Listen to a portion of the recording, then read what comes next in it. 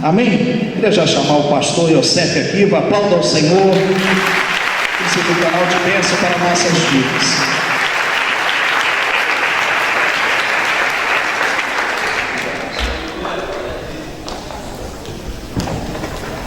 Boa noite, queridos irmãos. Boa noite, queridos irmãos. Desejo que a paz de Jesus esteja com vocês. Amém. Pode sentar, por gentileza.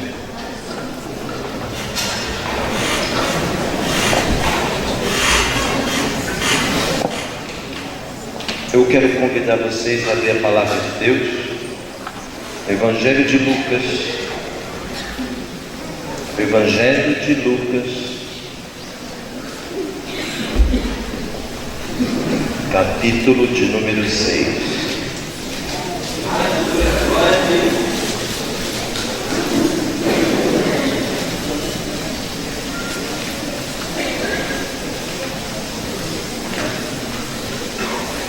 Versículo 6 até o verso de número 10.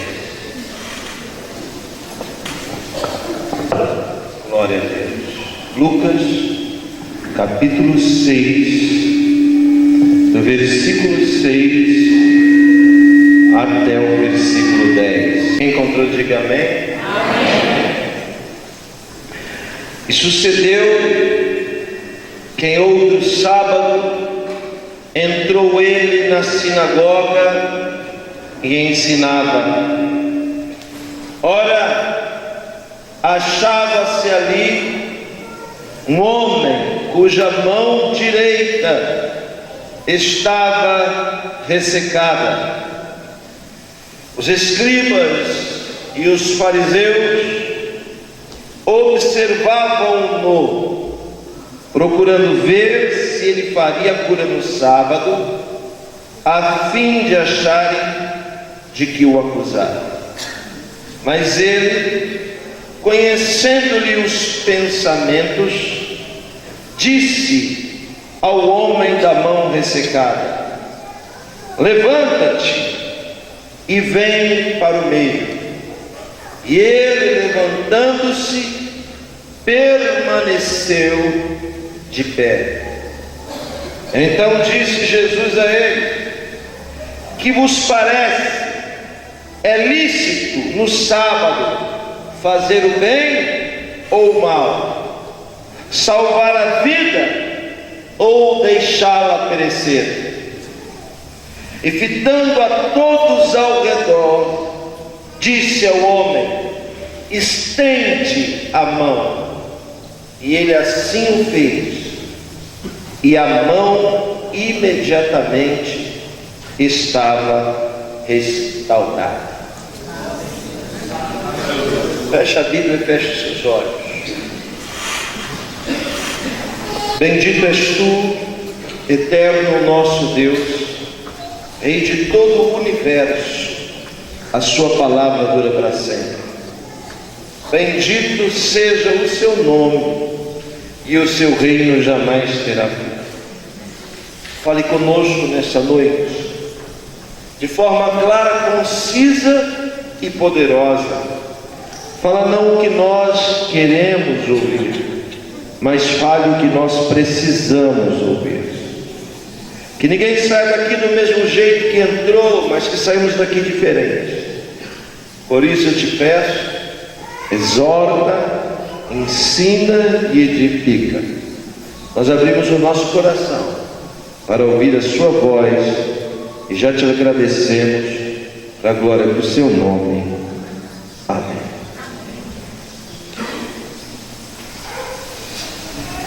Quando falamos de Lucas, senhoras e senhores, falamos de uma pessoa extremamente privilegiada. Por quê? Porque Lucas é o único autor de um texto sagrado não judeu. Lucas é autor do único livro histórico do Novo Testamento, chamado de Atos dos Apóstolos. Não obstante a ser o autor do único livro histórico do Novo Testamento, Lucas também se deu, poderíamos dizer, ao luxo de escrever um dos 4 preciosos evangelhos. Todavia, Lucas nunca conheceu Jesus pessoalmente. Todavia, como pode alguém que não conheceu Jesus escrever fatos como aqui descritos no seu evangelho? É claro, dos 4 evangelhos que possuímos, 2 foram escritos por testemunhas oculares e 2 foram escritos por pessoas que nunca viram Jesus. Então, como pode alguém que nunca viu Jesus narrar fatos que Jesus realizou? A resposta é: os outros 2 evangelhos são fragmentos de pregações apostólicas. Por exemplo, Pedro ia pregar numa igreja e ele começava a dar testemunho das coisas que ele viu Jesus fazer, das palavras que ele viu Jesus falar, e as pessoas, como Lucas, anotavam o depoimento verídico que saía da boca dos apóstolos que conviveram com Jesus. Eu sou um profundo apreciador de palavras inspiradas pelo Espírito Santo. Alguém, uma vez, eu estava discursando em um lugar onde existiam pessoas de outra religião, e alguém no final me procurou e disse: pastor, eu achei o seu discurso maravilhoso, mas eu quero dizer que eu não acredito na Bíblia. Eu disse para aquela pessoa: por que você não acredita? Eu não acredito porque foi escrita por homens. Eu olhei para ele e disse: mas você queria que fosse escrita por quê? Por cavalos? Por coelhos? Por árvores? Claro que foram escritas por homens, mas não foram homens comuns. Foram homens que escreveram embaixo de uma inspiração. Lucas, senhoras e senhores, não era um douto, era um médico. Se converteu nas mãos do apóstolo dos gentios, foi moço de Paulo. No entanto, Lucas, mesmo sendo um doutor, redobre sua atenção, não conhecia nada de religião judaica. Eu posso dizer para você, falo de mim, que estudei a religião judaica, todo o seu sincronismo profundamente, todas as 4 esferas de níveis da religião judaica profundamente. Alguém me disse: pastor, o senhor é judeu? Eu vou dizer, até um tempo atrás eu era judeu, agora eu sou judiado. Tanto que eu já apanhei e sofri nessa vida. Mas Lucas era grego. Quem me ouve, diga amém. Lucas era grego e não sabia nada de religião judaica. Só que no capítulo 6 do Evangelho de Lucas e no verso 6, que acabamos de ler, até o verso 10, nós vamos ver uma descrição de um milagre que pessoas que não conhecem a profundidade da Bíblia acham que foi apenas um milagre de um homem com a mão leprosa. Mas preste atenção no que vou dizer. Tudo aquilo que Jesus faz é muito mais do que a gente pode entender. Não é só um milagre, simples milagre de alguém leproso. Não, não, não. É muito mais do que isso. E eu vou lhe explicar por quê. Sabe por quê? Porque a pessoa que é ferida, estou falando de uma cultura de 2000 anos atrás, a pessoa que é acometida de lepra, que hoje é chamada de hanseníase, há 2000 anos atrás, alguém leproso era totalmente destituído de qualquer condição de existir e conviver em comunidade.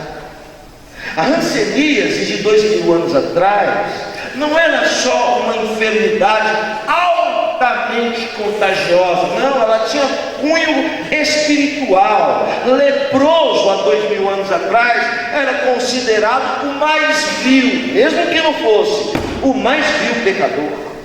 Alguém leproso, há 2000 anos atrás, era pré-julgado sem condição de se defender, pelo simples fato de fatalmente estar acometido por uma enfermidade tão grave como essa. Ou seja, a lepra não roubava, não destruía apenas a pele de quem sofria, a lepra não consumia apenas a cartilagem da orelha e do nariz de quem assim estava, a lepra não apenas cegava em seu último estágio de quem era leproso, pior do que isso, a lepra tirava o convívio do leproso com a família, com Deus, fazia com que a perda, pelo simples fato de ser leproso, o isolasse e o levasse a abrir mão de tudo que tinha, de todas as suas conquistas, para viver excluído em todos os âmbitos, níveis e aspectos. O leproso era o fim do poço, é o fundo do poço. Alguém que se declarava da boca do sacerdote leproso era alguém que havia perdido, ouça aqui o púlpito, havia perdido todas as possibilidades. A lepra é uma doença, como eu já disse, altamente contagiosa.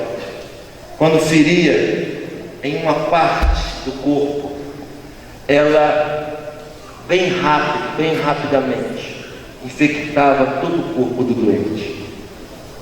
Não era só isso. O leproso tinha que ser isolado, porque os talheres, os panos, onde ele tocava, se outra pessoa limpa tocasse, ela também pegava a lepra. Então o leproso perdia não apenas a sua saúde, o leproso não perdia apenas a sua vida, o leproso perdia a sua honra, o leproso perdia a condição de viver com outras pessoas, de ter relacionamento. E eu vou dizer algo que o Espírito Santo me incomoda. Fatalmente a vida será feita de percas, mas também será feita de ganhos. Tem coisas que nós perdemos, que achamos que perdemos, mas que na verdade iremos ganhar. No caso do leproso, essa expectativa não existe, porque o leproso é aquele que só perde e nunca ganha. A lepra consumia a pessoa e, grave bem o que estou dizendo, deformava-a, levando ela ao extremo da monstruosidade. Eu tenho uma mensagem sobre Jó, o patriarca. O livro de Jó é o livro mais antigo da Bíblia, escrito por Moisés antes de escrever o Gênesis. Quando Moisés estava isolado e fugitivo do Egito, quando ele se escondeu na terra de Midian, Moisés escreveu o livro poético de Jó. A história de Jó já tinha 800 anos quando Moisés escreveu o belíssimo livro poético de Jó. E o livro de Jó é uma descrição de fundo do poço da natureza humana. Redobre sua atenção. Os historiadores judeus dizem que até os lábios de Jó foram consumidos por aquela hanseníase, de modo que Jó, além de ter ficado cego, também quem olhava para ele via toda a sua cavidade bucal exposta. Era sem dúvida nenhuma uma condição monstruosa de existir. Eu imagino que a lepra de 2000 anos atrás era algo medonho aos nossos olhos. Quem está me ouvindo, diga amém. Quem quer que eu pare, diga aleluia. Ninguém quer. Graças a Deus. A Bíblia diz que um homem leproso se encontrou com Jesus. Olha para cá. É estranho o fato que aconteceu com esse homem. Por quê? Se a lepra é uma doença altamente contagiosa, por que apenas a sua mão estava leprosa? Isso quer dizer que se essa lepra estancou no punho desse homem, quer dizer que esse homem havia experimentado um milagre sobrenatural. Deus não deixou que aquela lepra atacasse o corpo daquele homem. Deus estancou aquela lepra no punho daquele homem, não deixando, grave que eu estou falando, aquela lepra se alastrar. Eu não falo com distraídos, com quem olha para cima, quem está olhando para baixo, quem está conversando. Eu falo com interessados, com pessoas que não vieram perder tempo aqui. Para aqueles que não vieram perder tempo aqui, eu tenho algo a lhe dizer, mas é só para quem veio para ouvir. Deus está agora estancando algo na sua vida. Agora todo mundo recebe, até quem estava conversando diz aleluia. Aos interessados, Deus está estancando, e você entende a parábola que fala, e está lhe dizendo que não vai alastrar, que não vai prosperar, que você não vai perder, e que também não será humilhado ao extremo. Deus agora está estancando, mandando parar uma ação espiritual contra a vida de alguém que está me ouvindo aqui nessa noite. Deixa eu ver quem é que recebe o que eu estou falando.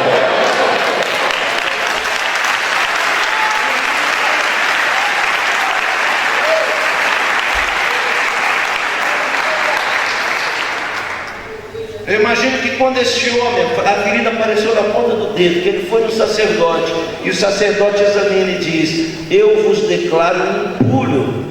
O mundo desabou na cabeça dele. Existem sentenças, declarações, palavras de peso na nossa vida que faz o mundo desabar na nossa vida. E eu não sei porque eu estou falando essas frases quase desconexas.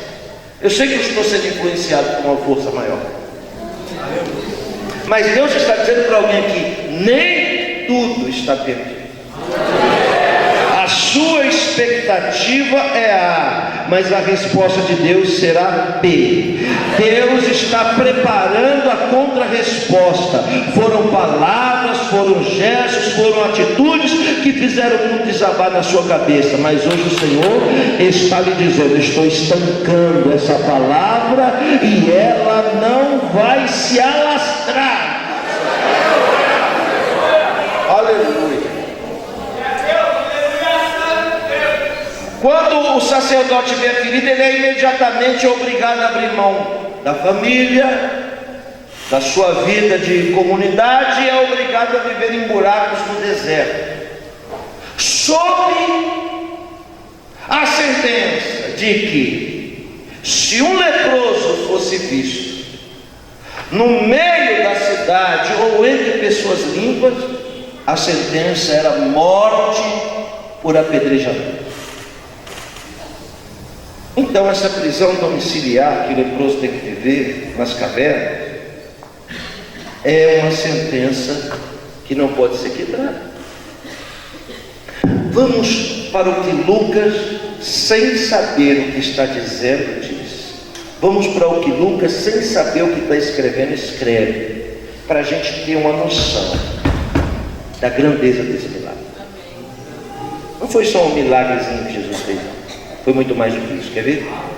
Olha só o que o grego fala do contexto religioso dos judeus, que ele não conhece nada.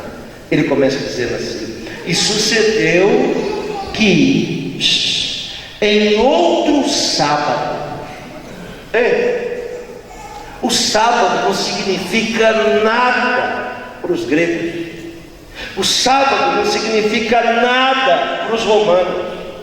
Então, qual a importância de um grego expor aqui, e sucedeu que no outro sábado? Será que se fosse segunda-feira ele ia dizer, e na outra segunda, e na outra terça, e na outra quarta, e na outra quinta? Diga-se de passagem, esses dias não tem valor na Bíblia. Na Bíblia só tem valor o sábado e o primeiro dia da semana. Pode ver, são os únicos dias da semana que a Bíblia se refere.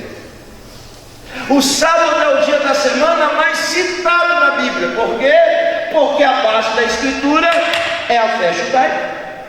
E nesta religião chamada judaísmo, pelo qual aconteceu o fato desse milagre, o sábado nada mais é do que a coluna cervical de tal religião, de tal fé. Tudo no judaísmo gira em torno do Shabat. O sábado é para aquele povo muito mais do que o domingo para os cristãos, muito mais do que a sexta-feira para os muçulmanos. O sábado é a artéria principal daquele povo. Olha só o que ele diz. Era outro sábado e Jesus foi ensinar em uma sinagoga. O sábado é tão importante que os judeus param de fazer tudo e consagram tal dia para buscar a Deus. E olha bem para mim, até antes de Cristo, na época de Salomão, 1000 anos antes de Cristo, eles tinham todos que parar no país inteiro, mais ou menos do tamanho da Paraíba aqui do Brasil, Israel.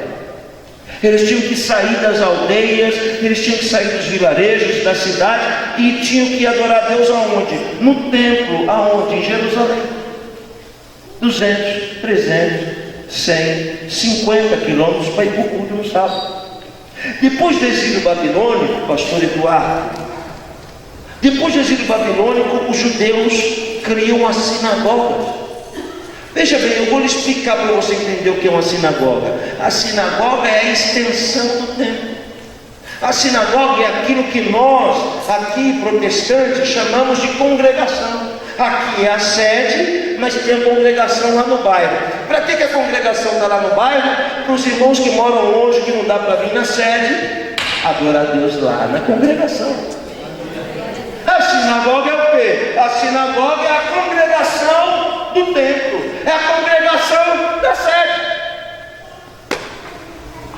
Essa sinagoga deste milagre, já estive lá, ainda existe até hoje, queridos irmãos, o sítio arqueológico dessa sinagoga onde aconteceu esse milagre. As colunas de sustentação ainda estão lá, e o mosaico do piso onde Jesus pisou e fez esse milagre ainda está lá. Se você quiser ver essa sinagoga, depois você compra o DVD ali de Israel. Está lá. Essa sinagoga ainda existe. Olha para mim.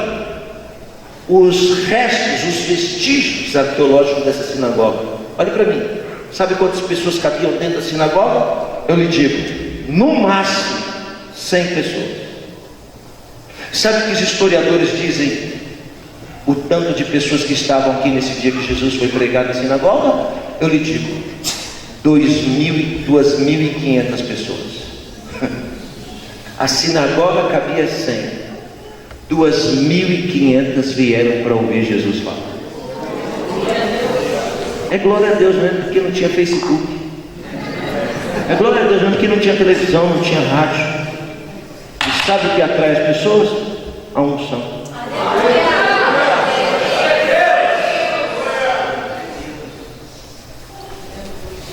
Jesus foi convidado para ensinar nessa sinagoga, onde cabia 100 pessoas, e juntou das vilas, das cidades ao redor. Todo mundo ficou sabendo. Jesus vai pregar lá na sinagoga. Vamos lá.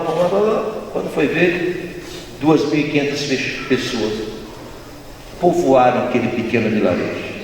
A sinagoga, preste atenção, eu só estou construindo a mensagem. Isso é uma construção, a mensagem que eu vou pregar daqui a pouco. Daqui uns 20 minutos eu começo a pregar a mensagem, porque eu preciso construir todo o enredo na sua cabeça para você ver a grandeza disso. A sinagoga que eu me refiro, que Jesus pregou, era uma sinagoga ortodoxa. Assim como nas igrejas evangélicas existem ramificações culturais, também o judaísmo existe. E essa era uma sinagoga que era chamada, conhecida como do recebimento, ou seja, era uma sinagoga quase mística. Até a forma de montagem estrutural e liturgia dessa sinagoga era diferente das outras. Veja só que dado interessante. Todos vocês agora estão sentados quase na mesma posição, mas todos vocês estão voltados para o altar, para o púlpito aqui na frente, sim ou não? De modo que todos vocês ao mesmo tempo, sem esforço, do mais distante ao mais perto, conseguem me ver com clareza. E a mesma clareza com que o mais distante me enxerga, eu também daqui consigo olhar até o semblante e a expressão de vocês. A sinagoga que Jesus pregou não tinha esse contexto de liturgia. Como que as pessoas sentavam nessa sinagoga? Suponhamos que ela era um quadrado, e Abimá, o púlpito onde o pregador fica, não era na frente. O púlpito ficava no meio. E um pregador no meio, com um púlpito redondo, com Abimá redonda, as pessoas não podem ficar na posição que estão. Então, se ele está no meio, então tem um grupo de pessoas sentado aqui, olhando para ele, outro grupo aqui, olhando para ele, outro grupo aqui, olhando para ele, e outro grupo lá, olhando para ele. De modo que o pregador era também visto por todos, mas também todos tinham a condição de se enxergar no culto. Aleluia. Por que nessa sinagoga o pregador fica no meio? Sabe por quê? Redobre sua atenção e olhe. Porque segundo aquela cultura, a palavra tem que ser o centro do culto. Tudo vai girar ao redor da palavra, porque ela é a vida do trabalho, ela é a vida do serviço, ela é a vida do culto, então ela é o centro do culto. Porém o pregador é forte, não vou dizer. O pregador que vai pregar, ele não pode pregar só na direção de quem está na frente dele, porque tem pessoas dos lados e atrás. Então ele obrigatoriamente, tem que pregar girando no mesmo eixo. Pregar girando no mesmo eixo e no sentido, aleluia, horário. Por que ele tem que seguir esse ritual, essa liturgia? Porque o pregador é o ponto de contato entre a eternidade da palavra que desce nele e a distribuição dela no tempo. Ele prega girando em si mesmo como a terra. Sabe por quê? Aleluia. Porque o mundo dá volta. Um dia você está lá embaixo, mas outro dia você está lá em cima. Um dia você está lá em cima, outro dia você está lá embaixo. O mundo dá volta. O pregador vai profetizando como um ponteiro de um relógio, aonde ele vai liberando a palavra. Quem está na alça de mira vai receber. É forte isso. Quando ele vai pregando e esse ponteiro, que é o olho dele, chega aqui, a palavra que ele está dizendo, essa pessoa que vai recebendo, ó, ele vai dizendo, ele vai aleluia, distribuindo a palavra profética. A Bíblia diz que esse homem estava leproso, e não é por acaso que o autor diz que a lepra que o feria estava na mão direita. O que isso significa? Muita coisa. Olhe para cá. Por quê? Porque o lado direito é o lado da honra. Onde Jesus está agora? À direita de Deus. O lado direito é o lado da bênção, o lado da vitória. Eu acho que as pessoas não prestam atenção na Bíblia e não prestam atenção no que a Bíblia diz, que naquele dia, que dia? O dia do julgamento, Deus vai colocar os bodes para a esquerda, porque esquerda é juízo, e vai colocar as ovelhas para a direita, e as ovelhas vão ser à direita honradas e abençoadas, porque vão entrar, aleluia, no reino dos céus. Tudo na Bíblia que é direito, lado direito é bênção. Tudo na Bíblia que é lado esquerdo é juízo.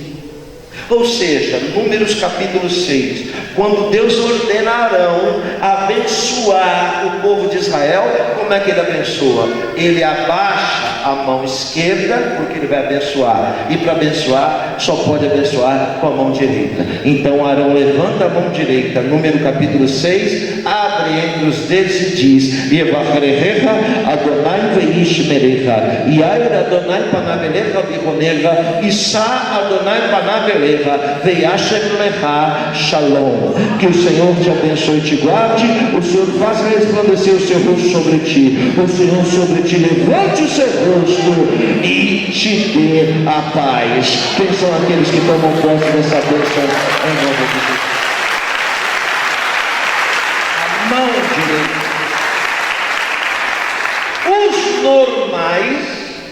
Os normais são déspotas. Os esquisitos são canhotos. Eu, por exemplo, sou esquisito, porque sou canhoto. Uso o relógio na mão invertida, tenho mais força no lado esquerdo do que no lado direito. A maioria dos normais tem mais habilidade no lado direito. Quem me entendeu, diga amém. Há mais força na mão direita do que na esquerda, na maioria dos normais. Quem me entendeu, diga amém. Então, se os normais, na maioria das vezes, usa mais a mão direita, então as suas obras são mais feitas com a mão direita. Então as suas bênçãos são mais recebidas com a mão direita. Então tudo que ele faz com mais perfeição, empenho, ele vai fazer com a destra. Aleluia. Uma vez eu perguntei para Deus, olha para mim, por que nós temos 10 dedos? 5 em cada mão. Eu fiquei pensando que com 3 a mão funciona bem. Irmão, tem gente que com 4 já fez o estrago danado.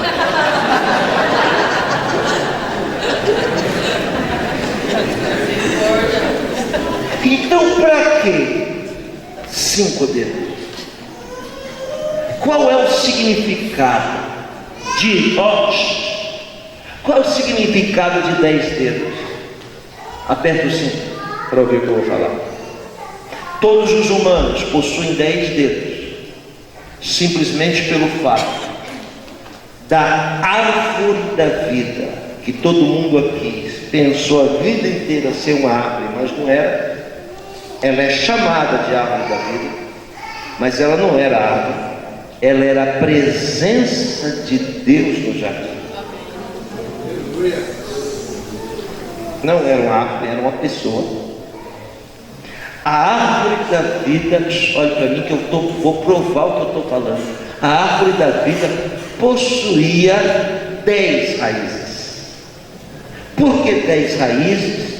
Porque as 10 raízes enterradas na terra são os 10 caminhos que Deus veio e se manifestou no mundo. Então, se a árvore da vida não é uma árvore, é uma pessoa, isso quer dizer o quê? Que no mundo espiritual nós não somos como somos no mundo físico. No mundo espiritual nós não somos nem brancos e nem negros. No mundo espiritual nós não somos nem alto e nem baixo, nem gordo nem magro, nem macho nem fêmea. Como somos no mundo espiritual? No mundo espiritual somos semelhantes a árvores. Eu vou lhe provar. O salmista no Salmo 1 vai falar de gente, de pessoa. Aí ele diz: e o justo será como uma árvore plantada junto às fontes de água cristalina. Ele não está falando de gente, ele está falando de pessoas. Ele não está falando de água, ele está falando de pessoas. Porque no mundo espiritual somos semelhantes a árvores. Olhe para mim, preciso da sua atenção. Jó escreve: eu me sinto como uma árvore que foi cortada. Ele está falando dele. Veja Jesus falando de gente. Ele diz: toda árvore que não der resultado será o que? Cortada e lançada onde? No fogo. Ele não está falando de árvore, ele está falando de gente. Jesus diz: pelos frutos conhecereis as pessoas, que ele chama de árvore. Então no mundo espiritual nós somos semelhantes a árvores. Quer ver a prova disso? Um cego chega para Jesus: eu quero enxergar. Jesus quer enxergar? Jesus vai e põe um dedo nos olhos do cego. Quando Jesus tira o dedo, a mão, ele pergunta para o cego: o que você está vendo? O cego diz: estranho, eu estou vendo as pessoas andando como árvores. Jesus coloca a mão de novo e diz: e agora? Aí ele diz: agora eu estou enxergando. Eu lhe pergunto: na primeira Jesus falhou? Eu lhe digo: claro que não. Jesus só exagerou no poder e abriu a visão espiritual daquele cego. Quando o cego diz: estou vendo como árvore, só Jesus entendeu. Está vendo o mundo espiritual. Peraí, colocou a mão de novo e recalibrou a visão para o mundo físico.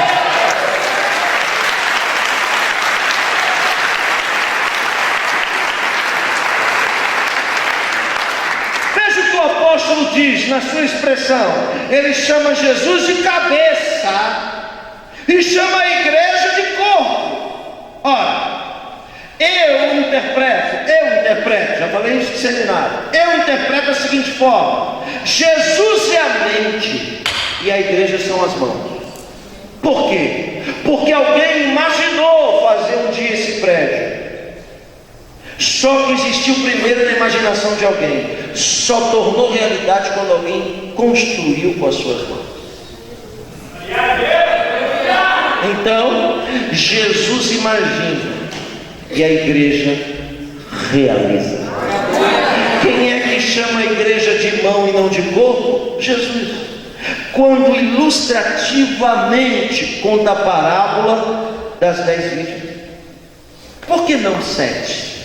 Por que não 12? Por que não 3 virgens? De propósito ele diz as 10 virgens, porque ele está se referindo à igreja. E uma notícia dramática para quem entendeu: ele diz que no dia que o noivo voltar, só a metade da igreja vai ser arrebatada, só os prudentes serão levados. A outra metade, que é chamada na Bíblia de louca, vai estar como este homem, com a mão mirrada, a igreja que não funciona e está doente e leprosa.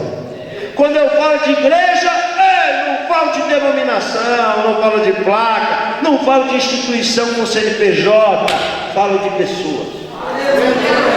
No ápice da espiritualidade, só 50% vai. Pode preparar o couro. Pode se preparar, que não é à toa que são 10 mandamentos, não é à toa que são 10 virgens.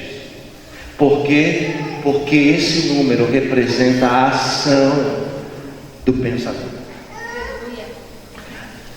O sábio Salomão no Provérbios diz que a chave da vida está em nossa mão. Sabe o que isso quer dizer? Ouça com atenção: que todas as obras, ou todas, é sem exceção, obras boas ou más, seja qual for a obra, todas as nossas obras estão marcadas na palma da nossa mão.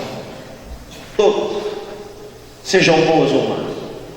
Quando alguém entra na casa de Deus, na presença de Deus, não fica pensando que Deus olha para o coração, não. Não fica pensando que Deus olha para o cabelo, não. Para o tamanho do vestido, para o tamanho da gravata. Se terno e gravata fosse símbolo de santidade, Brasília ia ser o lugar mais santo do mundo. Deus não olha para essas coisas. A primeira coisa que Deus olha quando alguém entra na presença dele são as suas mãos, porque tudo que está na nossa mão é reflexo de quem nós somos. É forte que eu estou falando. Todas as obras estão nas nossas mãos, marcadas, codificadas. Eu não estou falando de coisa de cigano que lê a mão, não. Quer ver? Davi vira para Deus e diz: Deus, eu sou segundo o teu coração. Vamos fazer o seguinte: eu vou construir o templo sozinho, porque eu tenho ouro suficiente. Ouro meu, não é dos outros não. Madeira minha, prata minha, pedra preciosa minha. Eu vou fazer o templo. Deus olhou para o coração de Davi? Claro que não. Deus olhou para onde? Para a sua mão. Quando Deus olhou para a mão, Deus disse para Davi: você não pode fazer o templo. Davi disse: por que não posso? Deus responde: porque tem sangue na sua mão. Davi deve olhar e dizer: não estou vendo, não, onde? Debaixo da unha aqui? Não, as suas obras estavam eternizadas ali. Veja Jesus agora. Jesus agora não tem nenhuma marca de cravo na cabeça, não tem nenhuma marca de açoite nas costas. Agora, nesse momento, Jesus não tem nenhuma marca do lado. A única marca que Jesus carrega é a marca que está nas suas obras externas e na sua alma. A Bíblia diz no livro do Romanos que o salário do pecado é a morte. Então por que a gente peca e não morre? A gente é mais bonito do que aqueles que morrem? Não. Por que a gente não morre? Porque quando a gente peca, Deus diz: tem que morrer. Na hora que Ele vai dar a sentença, Jesus entra na frente e diz: não pode matar. Aí Deus diz: por que não posso? Aí Jesus vai e mostra: não pode por causa dessa obra aqui, ó. A obra realizada na cruz do Calvário. Essa obra.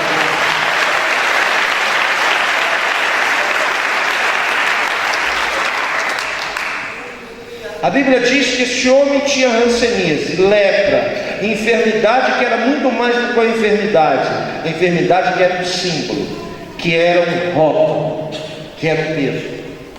Certamente esse homem não era daquela cidade onde Jesus foi pregar, porque se ele fosse, os moradores iam reconhecê-lo. Uma vez os moradores reconhecendo, ele seria apedrejado. Mas veja o que esse homem tinha e o que a gente precisa ter para chegar onde a gente tem que chegar. Lá na vila dele, quando alguém disse: o pregador Jesus vai estar lá na sinagoga, lá naquela vila, a tantos quilômetros, ele deve ter pensado: lá no buraco onde ele vivia, eu vou lá. Mas quando ele se dispõe, grave bem o que eu estou dizendo, a fazer a vontade de Deus, uma outra voz começa a soar no seu ouvido, que é a voz de Satanás. É a voz que nos impede, ou tenta nos impedir de fazer a vontade de Deus. Essa voz cruel, o que ela vai dizer? Para o homem: se você for, vai morrer apedrejado. Sua vida está em risco. Mas olhe para cá. Aquele homem tinha o que a gente precisa ter nessa noite: determinação, fé e disposição. Vou conjecturar para aqueles que estão interessados. Aquele homem certamente enrola um pano na mão. Por quê? Porque quem tem ferida, porque quem tem defeito, não gosta que os outros vejam. Aquele homem enrola aquele pano na mão, debaixo da sua mão, debaixo das suas vestes, ele tende a colocar a sua mão ao lado do seu coração.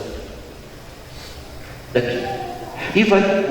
Chega lá, tem 2.500 pessoas, aonde o homem fica? Lá no fundo, olhando. 2 tipos de pessoas foram para o culto há 2.000 anos atrás. Exatamente hoje, 2 tipos de pessoas também vieram aqui. Aqueles que vieram aqui para observar. A Bíblia diz que existiam pessoas ali que foram lá só para observar. Observar para qual finalidade? Para achar de que o acusar. Tem gente que vem para a igreja só para ficar procurando defeito dos outros. Aleluia. Tem gente que vem para a igreja só para ficar olhando o que os outros fazem ou aquilo que eles deixam de fazer. Esse é um grupo de pessoas. Mas no meio de 2.500 pessoas existia um grupo de uma pessoa. Era aquele homem que foi para o culto e não foi para olhar a vida de ninguém e não foi para cuidar da vida de ninguém. Ele foi na disposição de chegar de um jeito e sair de outro. Onde é que estão aqueles que vieram de um jeito e acreditam que pode sair de outro? Por gentileza, se manifeste agora, irmão.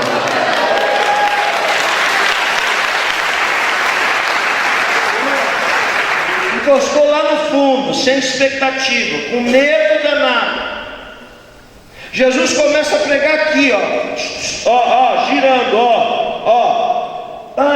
quando deu a primeira girada, ele colocou o homem na alça de mira. Onde veio esse aleluia? Foi para cá, então é daqui a alça de mira. Onde que é esse aleluia? Onde que é? Jesus olhou e viu o homem na alça de mira. Aprende uma coisa: não é você que busca a palavra, é a palavra que ao tempo certo te alcança. Eu estou dizendo e não tenho medo de errar, não sou nenhum vagabundo espiritual, tenho certeza do que falo. A alça de mira do céu está voltada para algumas poucas pessoas aqui, porque chegou o tempo da palavra profética de Deus te alcançar. Onde estão aqueles que acreditam e recebem o que eu estou falando? Quando a alça de mira chegou no homem, chegou a vez dele. Chegou a vez dele.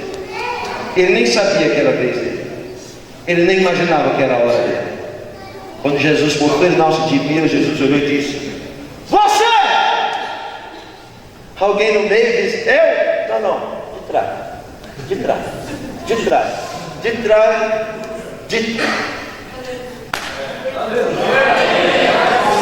Quando eu estava pregando em Itapevi, aqui no interior de São Paulo, e estava falando sobre uma mensagem muito profunda sobre o mundo espiritual, e a visão de Isaías que diz que os serafins estavam por cima dele, por cima de Deus. Na verdade, é a forma do ângulo, é um golpe de ótica, que Isaías está olhando de baixo para cima, ele está achando que esses seres estão aqui, mas na verdade, em cima do trono de Deus não tem nada, porque ele é soberano, porque ele é sublime. A única coisa que existe em cima do trono de Deus é narrada com precisão pelo profeta Ezequiel. Ele diz assim: e vi em cima do trono. Aleluia. Ele não tem linguagem, porque ele não conhece vidro, ele não sabe o que é espelho. Ezequiel viveu 700 anos antes de Cristo. Ele diz: e vi em cima do trono, aleluia, um mar de reflexos. Um mar de reflexos. Ele não sabe o que ele está vendo, porque o mundo espiritual não compete com a condição intelectual que temos, não tem nada a ver com isso aqui. Então ele está dizendo que tem um espelho grande em cima do trono de Deus. Por que tem um espelho grande em cima do trono de Deus? Porque toda a existência está embaixo de Deus. Aleluia, me ajuda. Se toda a existência está embaixo de Deus, como é que Deus tem que olhar para a existência? Simples, se inclinando assim. É assim que ele olha para baixo, não é? Então Deus se inclina para olhar para a criação, para a existência, em todos os níveis, âmbitos e esferas. Só que Deus não olha para baixo. Quando Deus vai olhar para o mundo, ele olha para cima, porque Deus vê o mundo pelo espelho. Se ele vê o mundo pelo espelho, tudo que ele vê é o contrário do que a gente enxerga. Por isso que ele diz: quem for o menor aí embaixo será o maior aqui em cima, quem for o grande aí será o pequeno aqui. Para Deus, o que está dentro é maior do que o que está fora, o que está fora é menor do que o que está dentro. Aleluia. Para Deus é o contrário: os últimos serão os primeiros e os primeiros serão os últimos.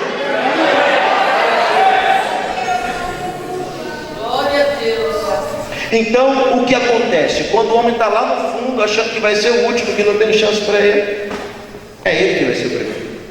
Jesus olha e diz: você! Aí o homem leproso com a mão escondida debaixo do passo diz: quem, eu? É você mesmo. Aquela guerra de voz na cabeça, uma voz deve dizer: casa caiu, chefe. Te caguetaram pro pregador. Ó, mete o pé e foge, vai morrer apedrejado. Mas uma outra voz deve dizer para aquele homem: você chegou até aqui, então você não vai sair daqui do mesmo jeito que você. Ó, você, a alça de mira que tem que tirar. Você, levanta-te. Onde ele está? No extremo, na distância. Olha o desafio de Jesus: levanta e vem para o meio. O meio é o quê? O meio é o desafio. Nada é mais difícil para humanos do que chegar no ponto de equilíbrio. Geralmente somos extremistas, porque somos desequilibrados. Ou somos duros demais, ou somos liberais demais. Ou nos importamos muito, ou não nos importamos em nada. Nós somos, na maioria das vezes, extremistas no sentimento, no gesto, na atitude, em tudo. E há quem diga: é um pulo de cabeça. Agora, o milagre deve acontecer quando a gente conseguir a proeza de chegar no centro, que é o ponto de equilíbrio. Jesus está chamando pessoas aqui para dizer que o doce demais faz mal, que o sal demais faz mal. E eu estou usando uma linguagem exemplificada. Estou dizendo que tudo que é muito não presta. Todos os exageros não são bem-vindos. Jesus está dizendo para mim e para você que o clímax da espiritualidade é chegar no ponto de equilíbrio. Deus ama pessoas equilibradas. Quando Jesus disse: levanta e vem para o meio, um desafio. Quer dizer o quê? Que ele estava prostrado, sentado, caído ao chão. Levanta e vem para o meio. Olha o que a Bíblia diz: e o homem se levantando permaneceu de pé. Eu preciso de uma mão direita para cima aí para receber o que eu vou falar. Você acredita no que eu vou dizer? Então recebe o que eu vou falar. Deus hoje está levantando alguém aqui, mas Ele não está levantando para você cair de novo amanhã. Deus está lhe dizendo: chega de altos e baixos, de levanta e prostra, levanta e prostra, levanta e prostra. Deus vai acabar com essa montanha russa da sua vida hoje, e Ele está mandando eu lhe dizer que a partir de hoje Ele te levanta e vai te dar força para você permanecer de pé. Chega de altos e baixos, a fortaleza de Deus está vindo sobre a sua vida e você vai permanecer de pé. Onde estão as pessoas que recebem o que eu estou falando aqui?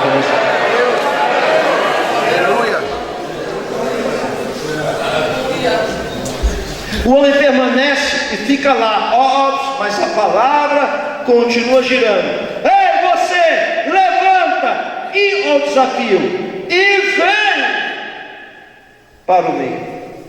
Quando Jesus diz vem para o meio, ele continua girando. É obrigação do pregador. A palavra é para todos, mas isso não quer dizer que todos recebam. Ele vai girando, girando, girando, girando, girando, girando, nesse inteirinho, nesse círculo, neste eixo que gira, o homem encontra forças para fazer a sua viagem mais longa. A viagem mais longa da vida dele não foi da casa dele para a vila onde ele veio ver Jesus. A viagem mais longa da vida dele foi encontrar forças de vir de lá para cá. Parece perto, mas é longe. Tem coisa que parece que está longe, mas está perto. Tem coisa que parece que está perto, mas vai ser difícil de chegar porque está longe. Requer algo a mais de nós. Eu estou falando com pessoas que estão me ouvindo, que estão estatizadas, que não conseguem, e está faltando um pouco, viu? Eu vou liberar uma palavra profética aqui só para quem acredita. Sabe por que as coisas estão difíceis para você nesses últimos dias? Porque está faltando um pouco para você chegar onde você tem que chegar. E Deus está lhe dizendo que é para você lutar, resistir, porque até o mês 7, o mês de julho desse ano, você vai chegar onde você tem que chegar. Quando você chegar onde você tem que chegar, Deus vai desatar tudo que está atado na sua vida. Onde estão aqueles que entendem que eu estou pregando e podem glorificar o nome do Senhor? É uma palavra profética.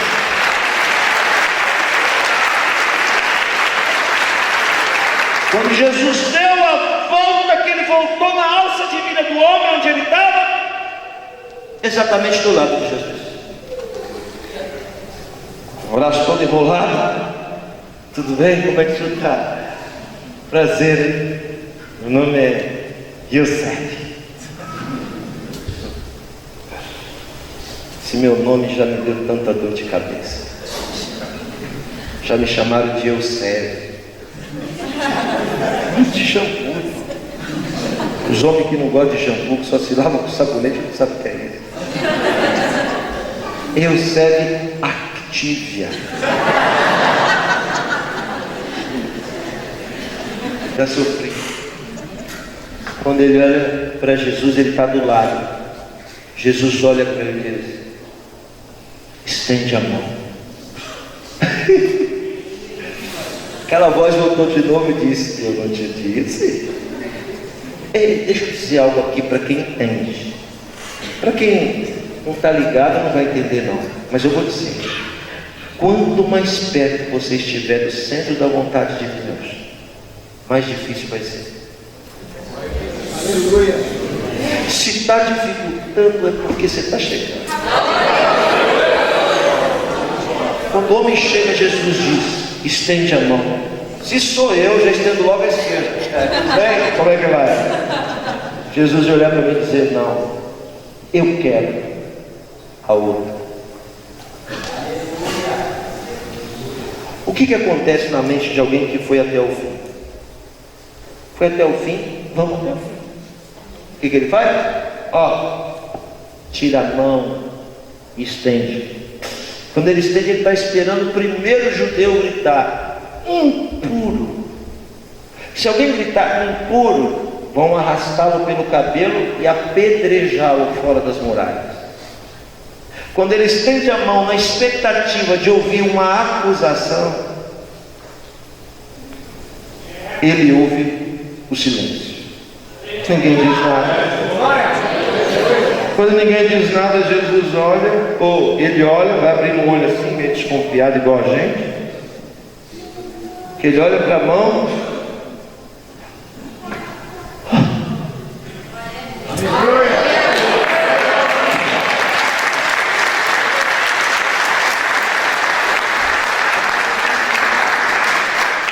As pessoas que estão no culto olham e dizem: não vi nada demais.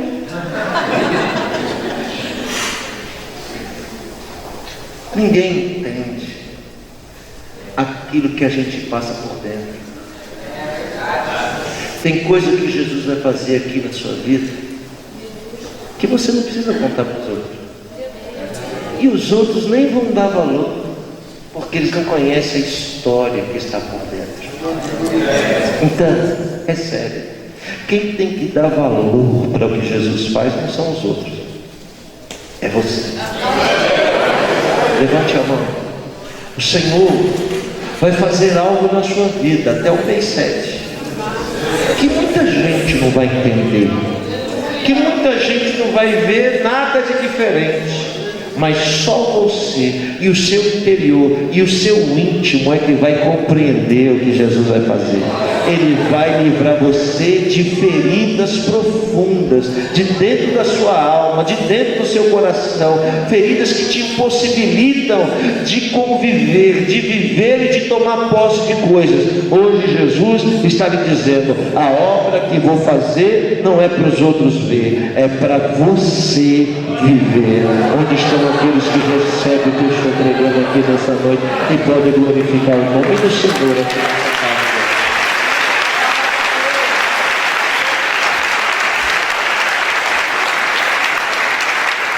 A coisa mais difícil não foi sair da vila para vir para o culto.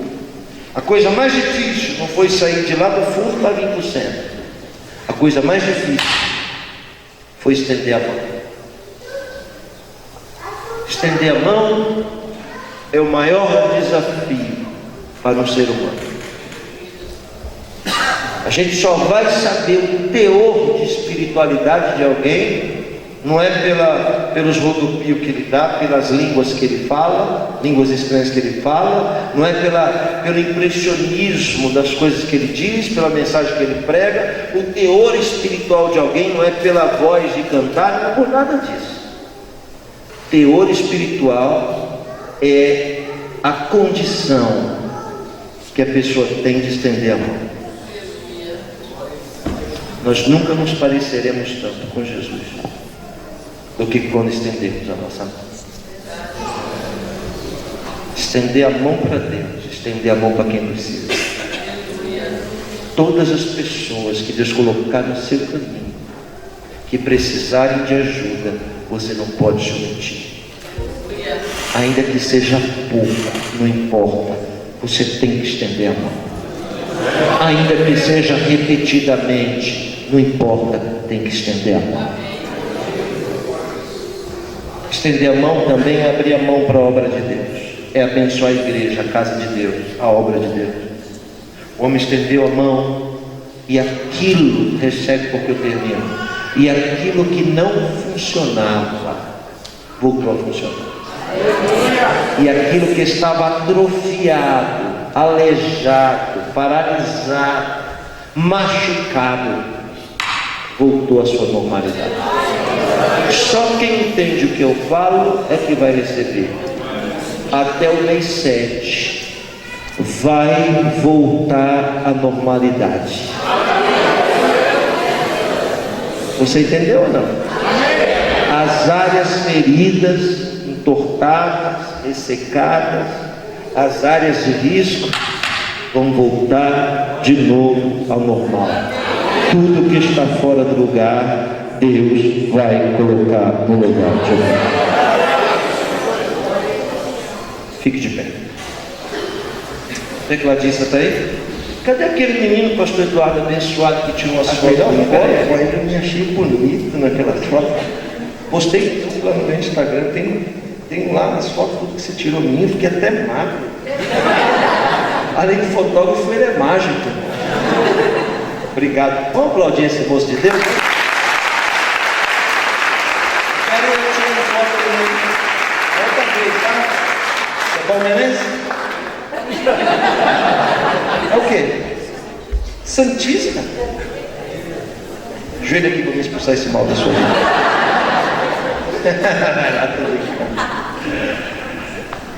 Toca aí, irmão. Deixa Deus usar seus dedos. A mão não está ressecada, não. Então vai.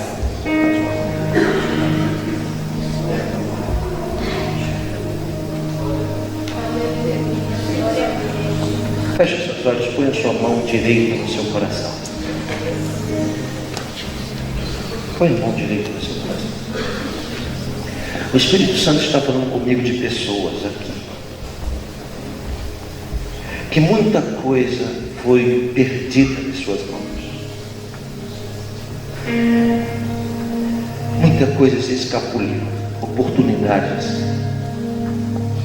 pessoas, chances. Muita coisa foi perdida. Se fosse só perdido, ainda passava, mas deixou ferida. Você põe a sua mão direita no seu coração. Você começa a vasculhar aonde essas feridas que tanto você e eu, nós nos esforçamos em esconder.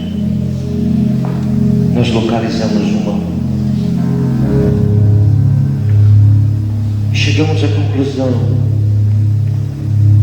de que nós não estamos nesse culto à toa,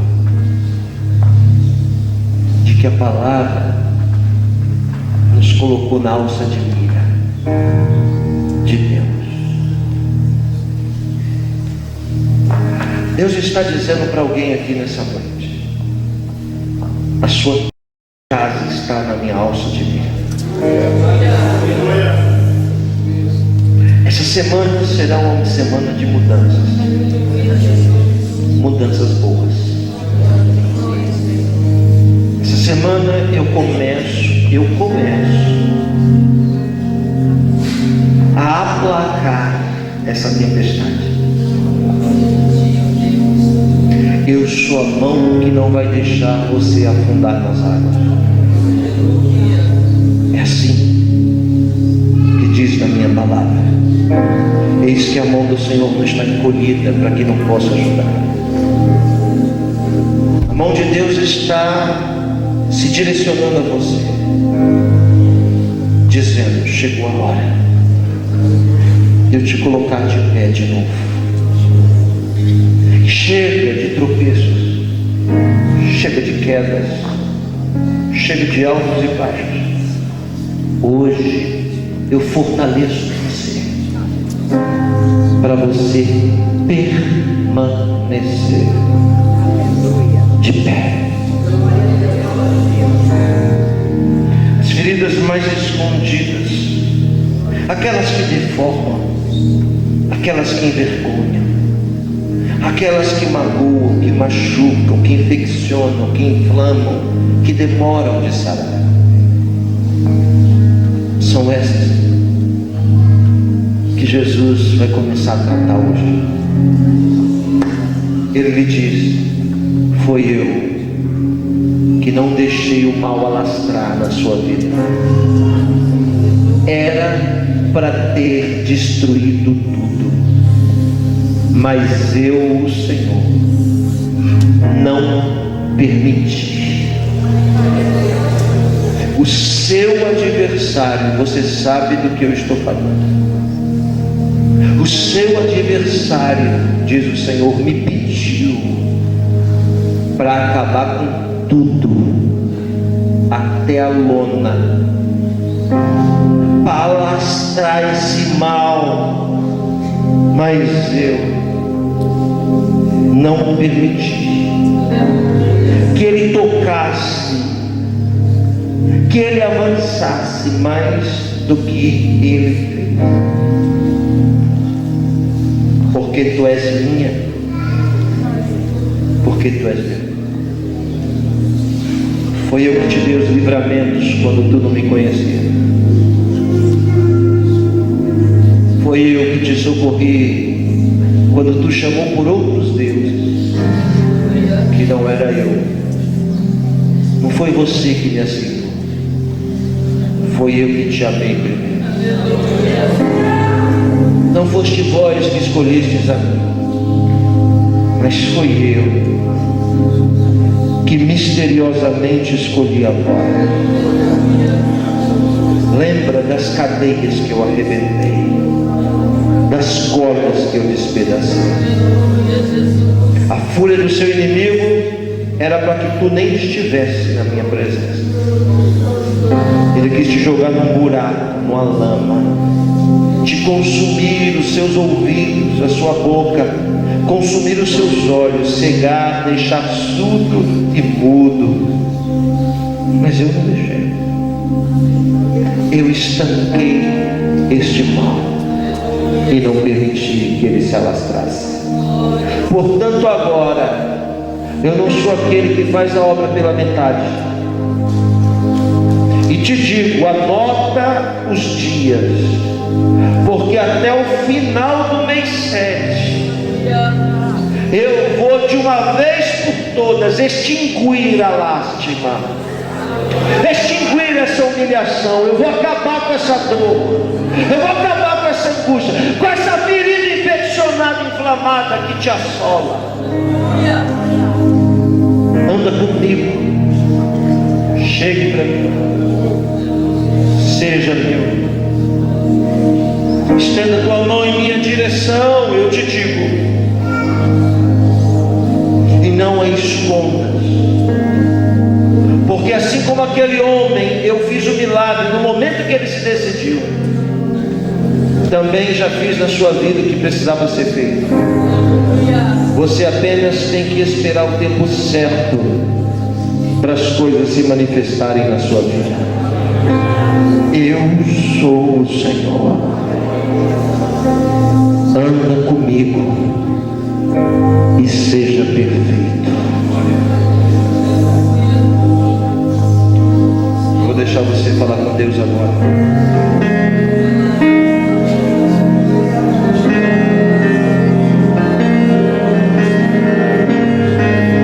Faz o que está dando vontade de fazer, se segure.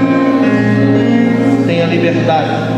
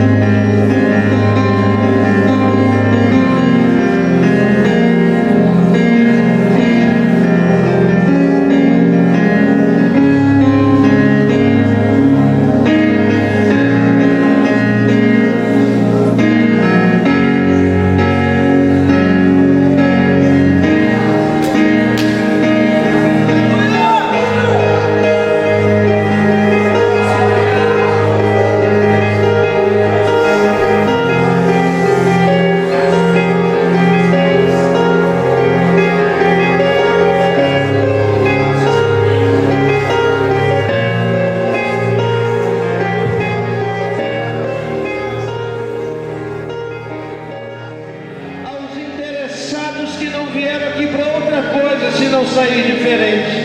Alivia o coração do aflito, fortalece o fraco, levanta o caído, ajuda aquele que precisa de socorro. Senhor, hoje humildemente, de uma forma racional te adoramos, de uma forma racional nos prostramos. Esse é o culto que te agrada, quando chegamos à conclusão e nos enxergamos em nós mesmos, os nossos defeitos, as nossas, cada casa, cada família, abençoa cada pessoa. Eu te peço humildemente, Senhor, em nome de Jesus, para a sua honra e glória. Amém, amém. Aplauda bem forte, Senhor, profetizo.